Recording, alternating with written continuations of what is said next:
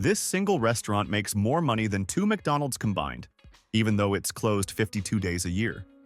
It's 30 times harder to get into than Harvard, and it has zero debt. Most people think Chick-fil-A is a fast food chain. They're wrong. It's an efficiency machine that has broken every rule of business and won. And I'm about to show you exactly how they did it. The Chick-fil-A business model is one of the most misunderstood success stories in fast food economics. And once you see what's really happening, you'll never look at business the same way. Chick-fil-A generated $22.7 billion in system-wide sales. Third largest restaurant chain in America. McDonald's did $53.5 billion. Starbucks hit $30.4 billion. But here's where your brain should just stop. McDonald's operates over 13,500 US locations. Starbucks? Nearly 17,000. Chick-fil-A? Just 3,109 stores as of January 2026. The average Chick-fil-A location generates $9.3 million annually. McDonald's? About $4 million per store. One Chick-fil-A does what it takes two McDonald's locations to do. And they're closed every single Sunday. So how does this work? How did a chicken sandwich restaurant from Atlanta become one of the most efficient money-making machines in the entire restaurant industry? This isn't about luck. This is about 5 strategic decisions that most businesses are too afraid to make. Stay with me, because what you're about to learn applies whether you're running a restaurant, building a tech startup, or just trying to understand what separates winners from everyone else. Everything about Chick-fil-A makes sense when you understand the man who built it. Truett Cathy. 1946, World War II just ended. Young Truett comes home to Atlanta with his brother Ben. They've got $4,000 saved, take out a $6,000 bank loan, and open a tiny diner called the Dwarf Grill. 4 tables, 10 counter stools, open 24 hours, working brutal 12-hour shifts back to back. Here's what matters. Truett grew up during the Great Depression. At 8 years old, he was buying 6 packs of Coca-Cola for 25 cents and selling individual bottles for a nickel, just so his family could survive. That kind of childhood brands itself into your soul. It teaches you that money isn't numbers, it's survival. That debt isn't debt, it's danger. 3 years in, his brother Ben dies in a plane crash. Another brother dies with him. Truett's suddenly running everything alone. Then, in 1960, his second location burns down. Insurance doesn't come through, most people quit. Truett didn't. 1961. A chicken supplier shows up with a problem. They'd been preparing boneless chicken breast for an airline, but pieces were too big for the plastic trays. They've got leftover chicken they need to move. Truett takes the deal and starts experimenting. Pressure cooker cooks it faster. Peanut oil tastes better. Serve it as a sandwich so people don't get greasy hands. After months of testing, he lands on something special. That recipe from 1961? It's the exact same Chick-fil-A chicken sandwich recipe they use today. Breaded chicken breast, 2 pickles, buttered bun. Nothing changed. He couldn't trademark chicken filet, so he got creative. Chick-fil-A, with that capital A meaning top quality. In 1967, he opens the first official Chick-fil-A restaurant at Greenbrier Mall in Atlanta. Small, quiet, but that humility was hiding real power. Here's what kills most businesses. They get one taste of success and immediately think, how fast can we grow? They take massive debt, franchise to anybody with cash, and wonder why everything falls apart. Quiznos, Sparrow, Bennigan's, fast growth, crushing debt, gone. Truett Cathy made a decision in the 1970s that went against everything business schools teach. We're only expanding with our own profits. No massive loans, no investors, no going public. Why? Because he remembered being that 8-year-old selling Coke bottles. He understood that debt gives other people power over your dream. The other brilliant move, he focused only on mall locations first. Why? They're cheaper to open. Lower risk. By the 1980s, when malls got competitive, Chick-fil-A was strong enough to open freestanding locations. Today, Chick-fil-A operates with essentially zero debt. While every other chain is leveraged to their eyeballs, Chick-fil-A owns their future. But zero debt doesn't fully explain $9.3 million per store. There's something else most people completely miss. Want to open a McDonald's franchise? You need over $1 million. The The franchise fee alone is $45,000, then another $1.3 to $2.3 million for everything else. The Chick-fil-A franchise fee? $10,000. But here's the catch. You don't own anything. Not the land, not the building, not the equipment. Chick-fil-A owns everything. You're not a franchise owner, you're a Chick-fil-A operator. They pay for everything. You run it. They take 15% of sales and 50% of profits. Before you think terrible deal, understand this? You're stepping into a proven system generating millions with almost zero financial risk. No massive loans, no mortgages, no bankruptcy risk. Here's the real genius. Because Chick-fil-A owns everything, they can be absolutely ruthless about who they let in. Every year, 40,000 to 60,000 people apply to become a Chick-fil-A operator. Accepted? 80 to 130. That's a 0.15% acceptance rate. Harvard? 3.4%. Stanford? 3.7%. Getting a Chick-fil-A franchise is statistically harder than getting into the most elite universities on Earth. The process is brutal. 10 or more interview rounds. Multiple essays. One operator wrote. 12 before acceptance. Background checks.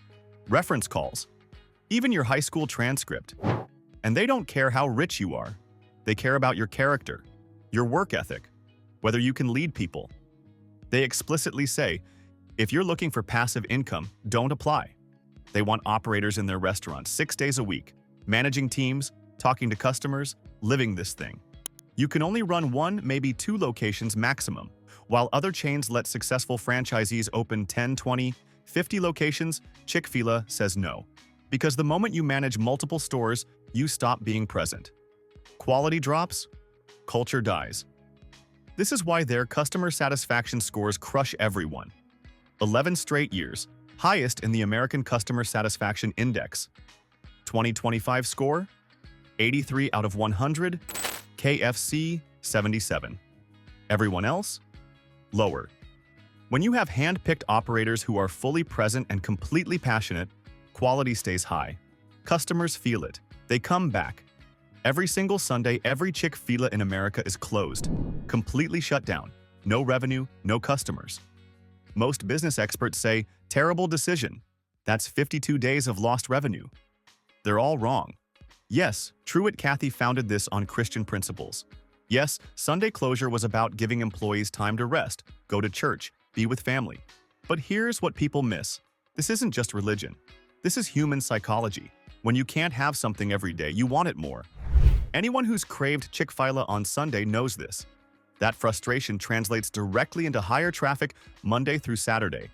But there's something deeper. The restaurant industry has employee turnover over 100%. Most fast food restaurants completely replace their entire staff every year. Chick-fil-A's turnover? 50 to 60%. Why? When you give people a guaranteed day off, when you treat them like humans instead of machines, when you show their well-being matters, they stay. They perform better. They're friendlier. They care more. The Sunday closure isn't a sacrifice. It's a strategic advantage everyone's too busy counting money to understand. The details that separate Chick-fil-A from every burger chain in America. Menu simplicity. While McDonald's chases trends with salads and smoothies, Chick-fil-A stays laser-focused. Chicken sandwiches, waffle fries, lemonade, core menu. When your menu is tight, everything runs faster. Training is easier. Quality is consistent. Upstream ordering. Those employees with tablets taking orders in the drive-thru line? That innovation dramatically increases orders processed per hour. You're not yelling into a speaker box. You're face-to-face with someone confirming everything. Drive-thru represents the majority of fast food sales. Processing more orders per hour without sacrificing accuracy translates directly into more revenue per location. That original Chick-fil-A chicken sandwich recipe? Still made exactly the same way since 1961. Same pressure-cooked method, same peanut oil, same everything. When customers know exactly what they're getting every time, trust builds. Brand loyalty strengthens. Word of mouth spreads. For decades, Chick-fil-A was basically Southeastern. That's changing fast. They're opening about 130 new stores per year. Slow by industry standards, but that's the point. And now international expansion is aggressive. 2025, first UK location opened. Singapore launched with $75 million investment. Aggressively expanding into Canada. 8 locations opened in Ontario and Alberta in 2025, 5 to 7 more planned for British Columbia by 2030. In Puerto Rico, targeting at least 15 new restaurants by 2030. This company has a $1 billion international expansion budget exploring Europe and Asia. But even as they grow globally, they maintain the same principles: slow, controlled, operator-focused expansion. 2012, Dan Cathy, Truett's son and current CEO, made public comments opposing same-sex marriage. The Chick-fil-A Foundation donated to organizations with anti-LGBTQ stances. Massive backlash, protests, boycotts, national headlines. People predicted business destruction. It didn't happen. They've since stopped donating to those specific charities, refocused on hunger, homelessness, education. But here's the business reality. Despite enormous controversy, sales kept climbing. 2024. Another $1.2 billion in revenue added. What does that tell us? When you build a product people genuinely love, when you create an experience they can't find anywhere else, when you execute at the highest level, people keep coming back even when they disagree with your values. Not saying it's right or wrong, just telling you what the data shows. Chick-fil-A didn't become a $22.7 billion empire by following conventional wisdom. They stayed obsessively focused on quality over quantity, treated employees like human beings, stayed completely out of debt, were insanely selective about who represents their brand, had the courage to close one day a week when everyone said they were crazy. This is what sustainable growth looks like. In a world screaming at you to scale faster, raise more capital, compromise on quality, Chick-fil-A proves that slow, disciplined expansion wins. If you're building something, you don't need to be the biggest to be the best. You don't need to be everywhere to dominate. Focus on being excellent at one thing. Protect your culture like your life depends on it. Stay disciplined even when it hurts. Never compromise on quality. One location generating $9.3 million beats 10 mediocre locations doing $1 million each. If this connected with you, hit subscribe right now. I'm breaking down the business strategies behind the most successful companies in the world. Now that you see how Chick-fil-A dominates with fewer stores, you need to see why Starbucks is failing at the exact same thing despite having 5 times more locations. That story is even crazier than this one. Click the video on screen to watch that breakdown next. Drop a comment. What company should I analyze after that? And remember, in business, shortcuts rarely work. Build something real. Build something that lasts. See you in the next one.